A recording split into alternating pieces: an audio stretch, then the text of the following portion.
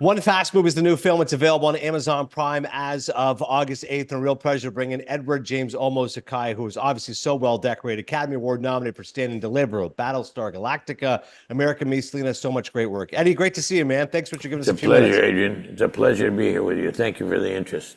Let's talk first about One Fast Move, which I had the pleasure of seeing. It's a really fun movie, and it really kind of deals in a world that I wasn't aware of, which is all about dirt bikes. How much did you know about dirt bikes and that entire universe? Speed bike racing is way beyond anything I could have ever expected. I mean, they defy gravity, they defy physics.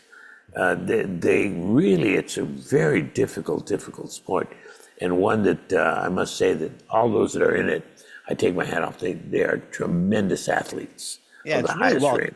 I agree, and it's really well captured in the film. And there's great POV shots, if you know that from that camera. Obviously, the cameras are on the racer, etc. But like, I think the film really captures that essence, as you said, that thrill and the danger of what you're doing. Yes, and that to me is the essence of why, it was when I read the script, I said, "Boy, man, how are they going to do this one? This is amazing." And for me, I'm very grateful to be part of it. It's got a story that is very compelling. It deals with love. It deals with family. It deals with community. It deals with pride of understanding who you are and the defining moments in one's life and what it does to them, and the pursuit of happiness and the pursuit of, more than anything else, the dreams that you have as a human being, and love, true love, and how to overcome epic challenges. And for me, it's quite an experience, this movie, and it's simple. It's not Mhm. it's it is to me a film that I think merits your time. Yeah. And and when you're done, you'll understand yourself a little bit better, and that really to me is very interesting when films do that, and this one does. No, without question. And you're terrific in the movie. You're playing that wizened veteran. You're the guy who's running the shop, and you take along the guy and kind of teach him the ropes and stuff. Did you base the character on anyone like that? Are you good with your hands yourself? Can you fix bikes, things like that? Well, I mean, am I a pro at doing any of that? No. Have I done it? Yes. And, you know, uh, all I can tell you is that I was very grateful that I had many years before I had to do this kind of work. People ask me, do you still use technique that you learned when you were a kid, young? And I said, yeah. And I learned more, and you augment your life. You don't leave things behind. And people who do leave things behind and forget about them, it really changes your presence, your present. And when you carry it with you and you can look at it and really use it, then your past is your best friend. It gives you all the strength and understanding of you as a human being. So for me, it's been a very strong and beautiful understanding in this film. And that's what you get when you go see it. You get to understand yourself. And so it's an interesting journey. And I think people will find it to be one that's exciting. It's, wonderful entertainment, but at the same time, revealing. Yeah, so much of the film is about redemption. It's about, a father trying to reconnect with his son, trying to atone for the past. And your character, you don't know his backstory, but you give this great monologue, this great speech with the lead actor. Again, people are going to see the film, One Fast Move. I want to know specifically about that scene. You talk about technique. What did you draw on for that scene where your character's revisiting his past and talking about some really, deep buried regrets? Yeah, I think that for me as an actor, it's the most intuitive time because it does throw you understandings that you have to deal with. And it works. It works for the viewer and it works for the artist doing it. And that's really why we like storytelling and why so many people watch movies and watch theater and read books and look at paintings and look at art and find out more about themselves. And it unleashes inner understanding and feelings. And to me, that's been the case in this movie. It does it really well. And Kelly, who wrote it and directed it, does a wonderful job. He's a young kid that is doing very well. And KJ Appa, who plays the youngest boy in it, Wes, is really going to be a very strong actor, and he is now. But I mean, he's going to be used a lot more in years to come. And Yeah. Dean, Eric Dane is plays Dean. Yeah, I wanted to ask about Eric Dane. You got some great scenes together, and he's got this Yeah, really, fan- macho aggressive. I can imagine he must have been a lot of fun on set. A lot of fun. He's a wonderful, wonderful artist and actor, and I really appreciated working with him a lot. And we became friends, and I'm very grateful that I was given the opportunity to work with him. And you see it on camera. Without wanting it to be, because some situations are humorous, some aren't. And when the humor comes out in situations, it's true. It's not, a funny word or, it's humor is really in the situation. And the situation that him and I did was funny. There were funny moments. And I found it to be really an enjoyable ride because of that humor. And our character had it. And so you're always waiting for it, and you always got it. And that's what happens with people that are good friends and know each other really, really well. You don't have to do something funny. It's just a matter that you're even doing anything makes it funny because you know the past history. So it's wonderful. I loved working with Eric. Yeah, because you're right. You're trying to convey the fact these characters have known each other forever. They needle each other. They insult each other. There's a sore spots they've got for years to come, and it really was able to demonstrate that well. Again, as you're mentioning, those people, Kelly Blatz wrote and directed, KJ Appa's in it, and obviously Eric Dane and Maya Rafiko as well. One fast move, again, available on Amazon Prime, August 8th. I encourage everyone to check it out.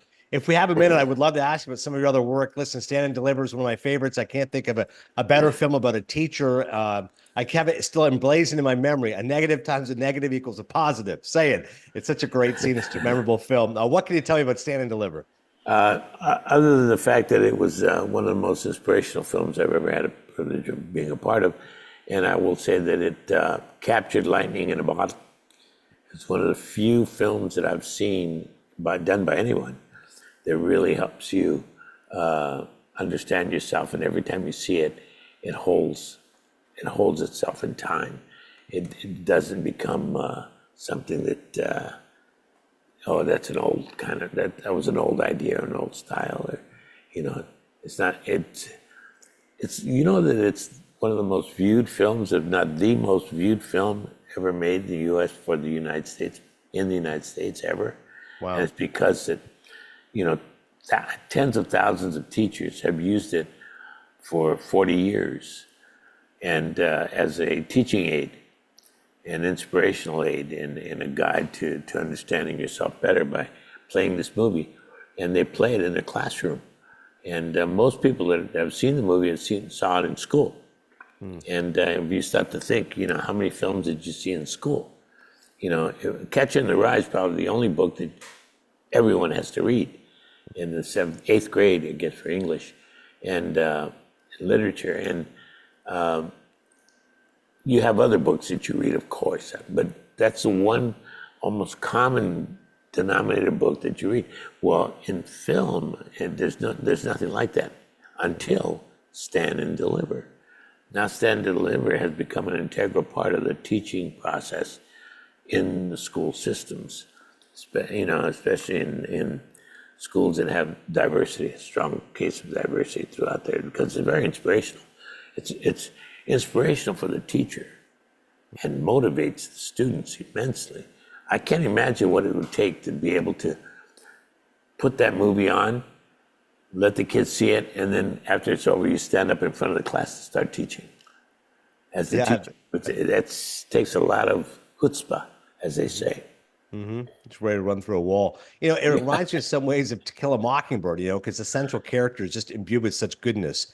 How did you play a character who's just a fundamentally decent and caring man?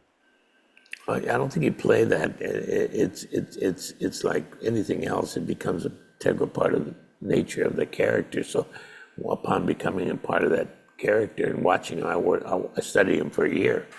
And, the way he walked, his mannerisms, there was a reason why he could do this. This is something that hadn't been really done with the kind of understanding that he did. Mathematics is a language, and it's a beautiful language, but it's a language and it's difficult. But all over the world, if you learn calculus and you learn advanced mathematics, you can speak to anybody in the world. Even though you don't speak the language, you can talk by numbers. You can, on the board, you can, you can do equations and speak to each other. And to me, what he did was he taught inner city school kids who had no prior knowledge of their love of math or hadn't even thought about it. He taught them to love the language, to learn it, and to be secure enough to be able to use it. And they mastered it. They mastered the art form of calculus in a few years. And he taught them. That means he had to teach them algebra, geometry, math analysis, trigonometry, and then go into calculus and physics. And so he was an amazing human being. So it was pretty easy after watching him to understand where he was coming from. I mean, for him, his whole world was helping others and teaching, and he got off by making the lights go on. And when he saw the child understand it, bingo, he had hit a home run, and for him, he had won the game. And that was it, man. He got another kid to lock in and say, I get it now. This is what you mean. And they could get up there and do it. And they can say, you got it. That's it. So, calculus, math is easy. Yeah, well, the end credits is so powerful too, right? Because you got some kids, again, they were at this level and they get to this level, right? So they had an F, they get to a D, they get to a C, they get to a B. Like, that's all about improvement in life and that great last shot, you walking. And it's a powerful end credits when you realize, what Jamie Escalante did. This is a true story. This actually happened. I think that gives the story so much more power, don't you think? Yeah, I mean, it was unbelievable when we ended up putting on the scroll at the end of the movie. And in 1983, when we made the movie, we made the movie in 1987, but in 1983 is when the movie's portrayed. In 1987, 18 students took his class, 18 students passed the advanced placement test, AP calculus. In 84, 34 took it, 34 passed. And you see it going all the way up to 1987, here we are, 1988. Well, at that time it was 1987, and it says right there, 87 students took the class, 87 passed. Every year it augmented, and every year everyone passed. That's, it made me cry. I mean, it really is a tearjerker when it comes to realize this is possible. That's why the movie works so well today. It still rings true to the fact that it is a truth. And it's a truth that once you learn it, it's like reading a really good book. Mm-hmm. You got it, and you'll carry it for the rest of your life, even if it was written 300 years ago. Yeah. And to me, it's really an effective film that has a high honor.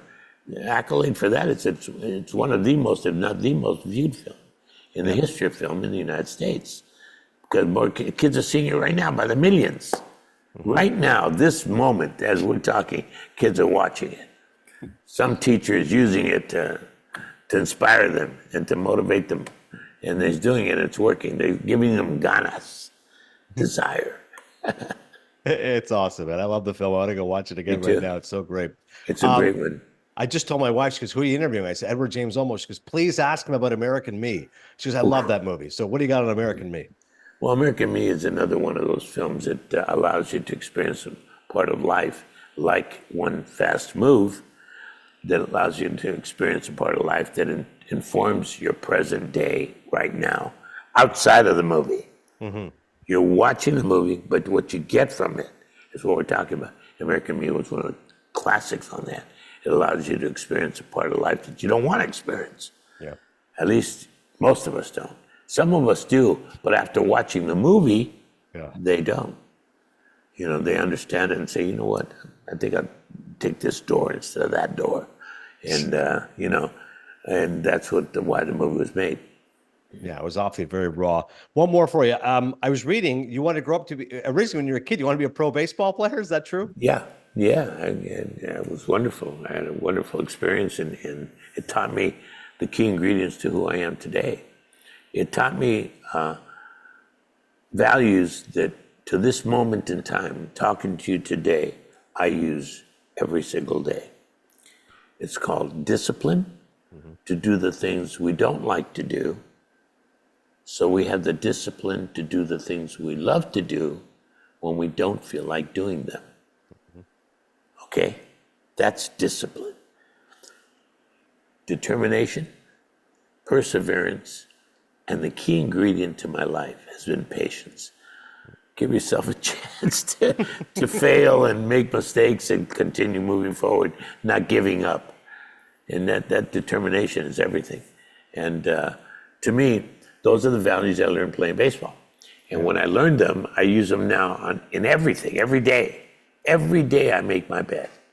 Every single day I make my bed. Now, I don't know anybody that likes to make their bed, except I do it because it makes me feel incredible when I finish going to the bathroom and washing up and cleaning my mouth and getting ready for the day. I am getting ready for the day, and I'm feeling good. I'm brushing my teeth, getting shaving done, and I come walking out of the bathroom, and the bed is made. That's something you can't explain until you actually experience it. Yeah. And once you experience it once, you're going to say, wow, now I get it. And now I get it. Okay, that's a real good indicator as to what condition I'm in. Yeah. But you're right. As a lifelong baseball fan, it's like doing those drills day after day. It's a long season. It's tough, man. And they do it till the day, even after you finish the sport, you continue to do it. Yeah. It's amazing. Edward James Olmos. The film is called One Fast Move. It's available on Amazon Prime. I'm going to go rewatch Stand and Deliver and go check out some of his great films of the past. But all of you should watch this film on Amazon Prime. Again, available August 8th. Eddie, this was awesome. And on a personal note, by the way, I know you've been through a lot. I know you overcame throat cancer. You look great. It's great to see you. So continued success, sir. Thank you. It was a tough one, I will tell you that. But you bring up a very difficult time in life that I tell you, this is what the benefits of understanding, because I was disciplined enough to do the things I don't like to do when I had to do them. And the outcome was that I get to do the things I love to do. And I'm still alive. God, in her ultimate wisdom, made it possible for me to understand my life to the fullest. Now people are freaked out. Everybody that heard that last statement is freaked out. What did he just say? What the hell's wrong with him? Okay, everybody, think about it. Think about it. Is God a man or a woman? Oh, it's neither, Ed. You know that. It's neither. It's you know. Then why do we say God the Father who art in heaven, hallowed be thy name? Why do we do that? Oh, well, it's his expression, a matter of putting together an understanding and making it universal. No. The paternal, the male in this society and around the world has really just unbalanced nature. And as far as I'm concerned, we got to get back into balance. And the only way you're going to balance that is making men and women equal. And the only way you do that is making God a woman. Eat that one. I was expecting that kind of wisdom. I love it. God's a woman, and you're a gem. Thanks so much. And one fast move is what we just did right now. We did. That was great. Thank you, man. Good to see you. You're welcome. Thank you very much, Adrian.